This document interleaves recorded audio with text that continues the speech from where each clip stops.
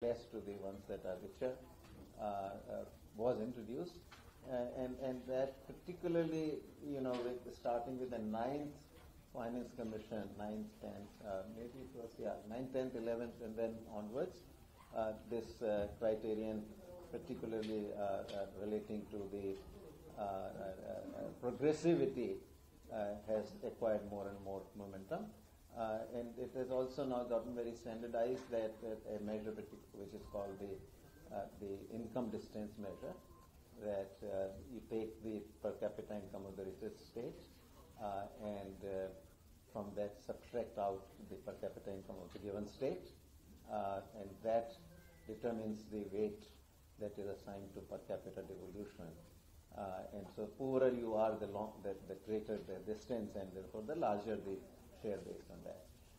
So for the last 5 commissions, almost 45% or more of the divisible pool has been devolved, or more of the share of the states in the divisible pool has been devolved based on that criteria. This richer states have been raising voice. You can think of these are obvious states like Maharashtra, Gujarat, Haryana on this part side. Then in the south you have Telangana, Karnataka, Tamil Nadu, etc., who have been saying that performance should count for something also. So that is an issue in front of the Commission as well, one of the important ones. Our Commission traditionally, conventionally, does a lot of consultation, and that is a very long drawn exercise. As a part of the consultation process, we visit every single state. So we are now in our 25th state. We started soon after the parliamentary elections in June of 2024, and so we've been doing maybe roughly one state in 10 days on average. So we are 25th now. 3 more to go: Jharkhand, Uttarakhand, and Uttar Pradesh. Those are the 3 that would remain after Maharashtra, and then rest of the time we will devote to writing our report. Well, both discussing how to go about it, making all the decisions, and then writing the report. The deadline for us is October 31st, and unlike many of the past commissions, I have no plans whatsoever to extend that date. So I hope and I plan to very much deliver our report to the President by at that deadline. Let me see what else I need to cover. So consultation-wise, so it's not the states are not the only ones, but we also consult very extensively with the central ministries. We have also gone out to consult with the experts. So we did, regional. So we divided the country into 5 regions. For South, we went to Vizag, and from the 5 southern states, we had experts from, generally these are economists at different universities and so forth, so they came. We went to Jaipur for western region, we went to Rajgir in Bihar for the eastern region, and northern region we did in Delhi itself, and we did the northeast in Meghalaya. So we also consulted with all the last 4 finance commissions, chairmen and any members if they were available. Anybody can give us suggestions. We have a website where you can go in, and there is a link that allows you to leave any suggestions you have. The commission then checks, commission staff checks it very regularly. So that's that. Last thing, very quickly, our discussions today with the Maharashtra government, right? I think that's probably the portion which is most relevant, and whatever I told you is by your background. So we had a very long and detailed presentation by the government of Maharashtra, where they laid out first the overall picture of Maharashtra in terms of GDP, per capita GDP, population, where Maharashtra stands relative to India, etc. Then some of the social indicators and all. But then the big chunk of the presentation has to do with the Maharashtra finances. So about on taxes, meaning on revenues, on expenditures, fiscal deficit, debt, etc. Maharashtra turns out to be one of the few states which is run very conservatively, in the sense that the debt to GDP ratio of Maharashtra turns out to be like around 20% or so, which is significantly lower than most other, or even the average of the states. Many states have about 30% or more of debt to GDP ratio. Also, the fiscal deficits are relatively low in Maharashtra. Generally speaking, Maharashtra has been very much within the borrowing limit that the central government lays out for the states, less than 3%. Up to 3%, and there is another 0.5% that is allowed provided some conditions are met. But Maharashtra has generally remained below 3% in its borrowing. So Maharashtra finances in this sense are quite in good shape. On vertical devolution, Maharashtra government suggested that, and this is more or less along the lines of most other states, not everyone, but most other states have said, and Maharashtra also says, that on vertical devolution we should increase the share of the states from the current 41% to 50%. On horizontal, Maharashtra very much emphasized that performance ought to be given a lot greater importance than in the past. And this is, as I said, we are hearing from other richer states also, Gujarat, Haryana, Tamil Nadu, Karnataka, Telangana, Kerala. So generally, the richer states, better performing states have made the pitch that greater importance or greater weight be given to the performance. So I think this is probably of most interest, likely to be most interest to you. What I will do then on horizontal devolution, I'll tell you how the 15th Finance Commission devolved to the states and what is the recommendation of the Maharashtra government. Okay? So the way 15th Finance Commission did, for example, it gave 15% weight to population.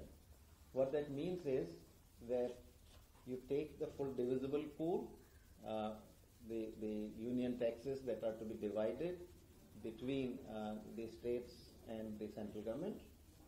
You take 41% of that, which is what was the share of the states according to the 15th Finance Commission. That share of the states, they said, take 15% of that share divided as per the share of each state in the population. So if Maharashtra, let's say, has I'm just 9% share in the population, then Maharashtra, within that 15% of the 41% of the divisible pool, Maharashtra gets 9%. Okay? So each state gets like that. The second criterion that 15th Finance Commission used was area, and that was also 15%. So there, what you again look at is what is Maharashtra's share in the area of the country, and based on that share, you give that much to Maharashtra in the 15% of the 41% of the divisible pool. Okay, so that is how this is done. So when I say weight, population was given a weight of 15%, means 15% of the divisible of the 41% of the divisible pool was divided according to the population share. Right. So now I'll read out much faster. Population 15%, 15th Finance Commission, area 15%, forest and ecology, that was 10%. So there you look at what is the share of any given state, or let's say of Maharashtra, in the total area under forest, and then you divide it according to that area. So that 10% weight was given to forest and ecology. Income distance, that is as I said earlier, that has emerged as a very important criterion. That was 45%. Okay? Then you have demographic performance. This is about total fertility rate. So the lower the total fertility rate, the larger the share awarded. With the 15th, this was a new criterion. TFR had never been used before. 15th for the first time used TFR. And the argument it gave why it used TFR was because 15th had been asked based on it, but on the terms of reference, the terms of reference that the President gave the 15th Finance Commission. Under that, 15th had been instructed that for population, it should use the 2011 census. Now every other Finance Commission before that had been using 1971 census. And as you must all know, between 1971 and 2011, there was a lot of shift in population, where the share shifted much more in favor of countries such as Bihar, Uttar Pradesh, Rajasthan, etc., where population continued to grow faster. Whereas in the other states, Maharashtra, Gujarat, Haryana, Tamil Nadu, Kerala, Karnataka, etc., the richer states generally, the population growth had slowed down. And so the sudden shift from 71 to 2011 census was going to shift the population shares in a big way in favor of the generally states with lower per capita income and against the states with higher per capita income. So to compensate for that, the 15th said that we'll also use TFR because TFR fell more, right? TFR is moving in the opposite direction. And so it introduced TFR, 12.5% was the weight assigned. Then tax and fiscal effort. So this is given for the tax effort being made by the state. And tax effort generally gets measured by the tax to GSTP ratio, tax to state GDP ratio that determines the tax effort, that how much revenue per rupee of output is the state collecting. The greater the effort, more revenue you will generate, you will collect per rupee of output, or per lakh rupees worth of output, and so that was given an importance. There was 2.5% was the weight. So all these together sum to 100. Now I come to what Maharashtra has suggested, and I'll give you the comparative weights of 15th as we go again. So on population, you'll recall 15th had 15% weight.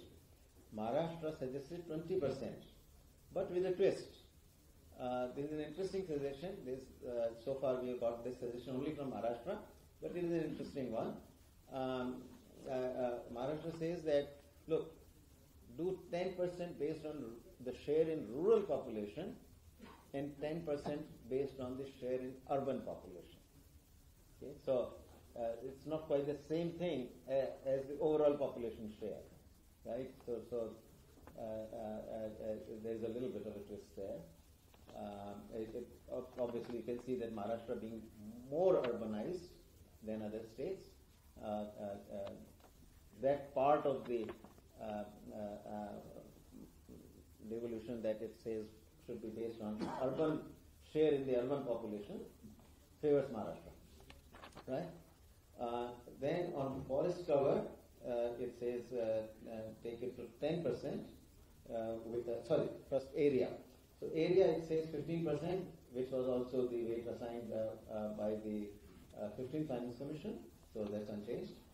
On forest cover, Maharashtra's suggestion is that you put 10% instead of, okay, it's the same, 10% was also the weight for the 15th, so that's unchanged also.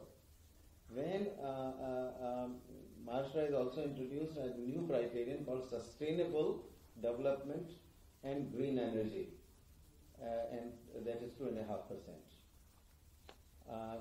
Income distance, Maharashtra says reduce it to 37.5%. So it's suggesting a cut in the weight relative to the 15th of 7.5%. 15th was 45%. Maharashtra's recommendation is 37.5%. On demographic performance, TFR, it reduces the weight to 10% compared to 12.5% by the 15th Finance Commission. Then Maharashtra has suggested a new variable, which has been suggested by a few other states. It's a new nevertheless because no past Finance Commission has used this particular criterion, which is the state's incremental contribution to India's GDP. So, if India's GDP, let's say, rises by 100, what part of that 100 came from Maharashtra, what part came from Uttar Pradesh, what came from Bihar, that will then determine in this case the share of the state. So, weight assigned by Maharashtra to this criterion is 2.5%, meaning that 2.5% of the state share should be divided according to this criterion. And last one, tax effort, it keeps at 2.5%, which is the same as was the case with the 15th. So that's the main set of recommendations, but then there were some suggestions also on local body grants and some suggestions on disaster relief. Then Maharashtra also made a pitch for several state-specific grants for specific projects.